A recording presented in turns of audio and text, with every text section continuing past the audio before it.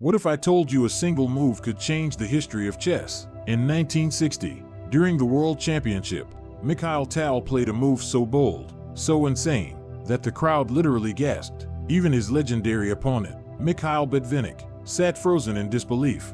Mikhail Tal, the Magician of Riga, was famous for his fearless style. He believed in imagination over calculation, sacrifice over safety. His games looked like works of art, filled with dazzling attacks. And in Game 6 of the 1960 World Championship against Botvinnik, Tal created his masterpiece. The position was tense. Botvinnik, known as the iron logic of Soviet chess, had built his position carefully. Tal, however, was ready to strike. Everyone expected him to retreat, to play quietly, but Tal was never quiet on the chessboard. And then, it happened. On move 21, Tal played NF4, sacrificing his knight right in the heart of Botvinnik's position. To spectators, it looked insane. Giving away a knight for nothing? Silence fell over the hall. The tension was so overwhelming that officials had to move the game to a quieter room because the audience couldn't stop whispering in shock.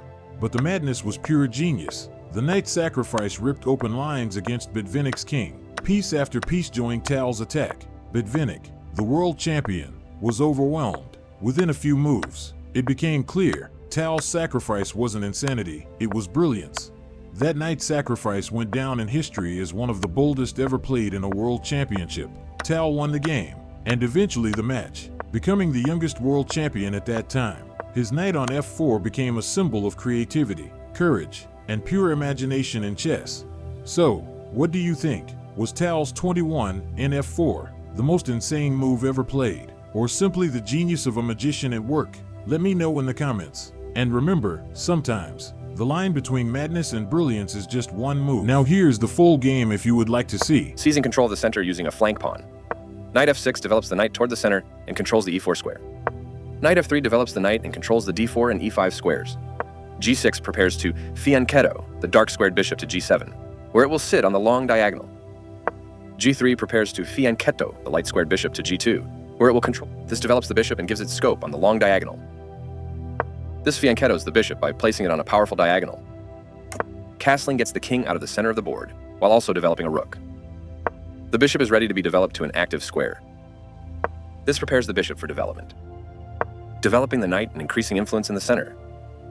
Black develops the knight and attacks the center. Castling to the same side of the board is a more cautious approach. This strikes at the center to fight for space. Textbook play so far. This is a book move, meaning it follows established opening theory, played by top players for years. Solid. Continuing with standard opening theory. Moving the queen gives black more flexibility in the middle game. This creates a pawn chain, linked pawns that form a strong structure. This maintains the balance in material with a good trade. A straightforward recapture. This threatens to capture a pawn and win material after the follow-up trades. This overlooks a better way to add a defender to a vulnerable pawn. This threatens to win a rook by trapping a piece. White's knight has moved to a square with greater activity and control. After all captures, this is an equal trade. A clear recapture. The rook is now on an open file which helps control squares across the board. Moving the rook gives white more flexibility in the middle game. There were worse moves, but also something much better. This develops a piece while also winning a tempo on a queen. The correct move to safety. Right on target. This allows the opponent to move a bishop to a more active position. That's fine. The better move was to connect. The better move was to increase a bishop's scope by moving it to a better square. Applying pressure to white's pawn chain. This is an equal trade.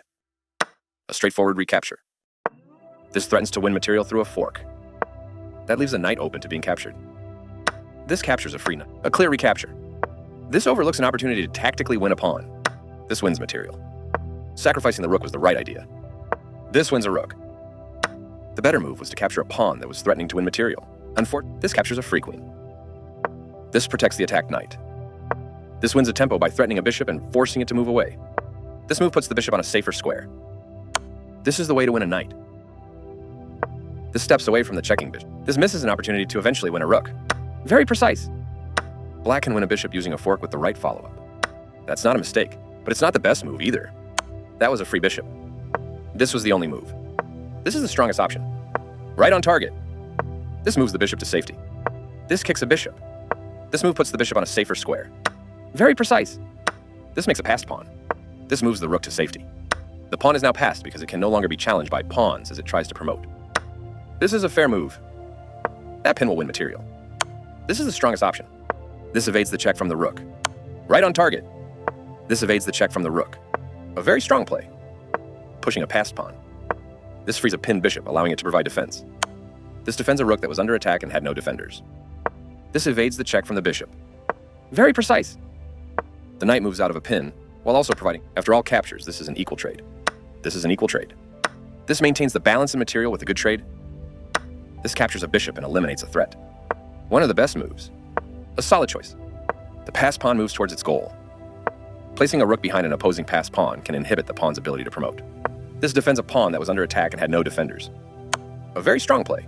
And with that, Botvinnik could only resign. The knight's sacrifice had shattered his defenses beyond repair. The great world champion, known for his iron logic, was brought down by the fearless imagination of the Magician of Riga. This wasn't just a victory on the board, it was a statement. Tal proved to the world that creativity and courage can triumph over logic and tradition. And that single move, 21 NF4, will forever be remembered as one of the most brilliant moments in chess history.